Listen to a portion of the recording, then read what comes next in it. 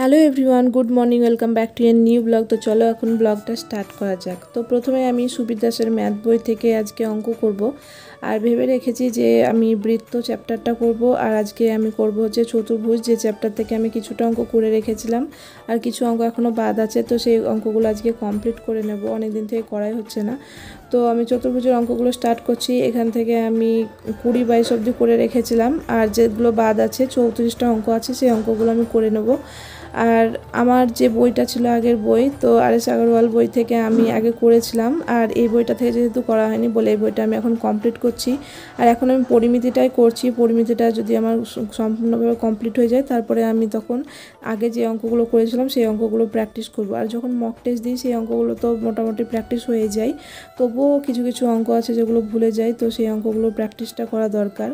তো ভেবেছি যে এই পরিমিতিটা কমপ্লিট করে নিই, তারপরে আমি 10টা করে আমি সব চ্যাপ্টার থেকে অঙ্ক করব, তাহলে অঙ্কটা প্র্যাকটিসে থাকবে।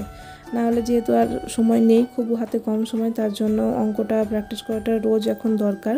আর মক টেস্ট দেওয়াটাও দরকার। আমার কাছে যে প্র্যাকটিস মক আছে অফলাইনের, সেই আমি সেখান থেকে এখন কমপ্লিট করছি।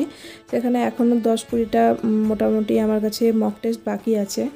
আর চতুর্ভুজের অঙ্কগুলো কমপ্লিট হয়ে গেছে। সেখান থেকে রম্বসের অঙ্কগুলো একটু টাফ লেগেছিলো, তো সেখান থেকে বইয়ের সলিউশন কিছু কিছু ছিল জায়গায়, তো সেইগুলো দেখে দেখে আমি 2-1টা করেছি। আর মৃন্ময় স্যারের যে অঙ্কগুলো করানো আছে ইউটিউব থেকে, সেগুলো আমি পরে একবার করে নেব, তাহলে বুঝতে সুবিধা হবে। আর এখানে পরের চ্যাপ্টার বৃত্ত, এখানে 92টা অঙ্ক দেওয়া আছে।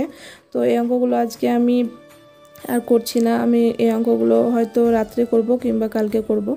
তো তারপরে আমি এখানে এখন ভূগোলটা একটু পড়ে নিচ্ছি, কারণ একটা সাবজেক্ট বারবার পড়তে পড়তে যখন মাথাটা একটু হ্যাং করে বা বুঝতে পারি না আমি, তখন আর সেই সাবজেক্টটা নিয়ে পড়ে থাকি না, তো অন্য কিছু একটা সাবজেক্টে চলে যায়। তো অঙ্ক করতে করতে আজ আর ভালো লাগছিল না বলে আমি ভূগোল থেকে একটা চ্যাপ্টার পড়ছিলাম, তো ভারতের শক্তি।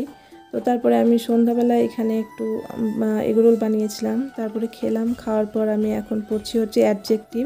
আমি আগের চ্যাপ্টারটা করেছি কমপ্লিট, তো ওখান থেকে যে কোয়েশ্চেনগুলো ছিল সেগুলো কমপ্লিট করা হয়ে গেছে, এখন অ্যাডজেক্টিভটা পড়ছি। তো আজকের মতো ব্লগটা এখানে শেষ করছি।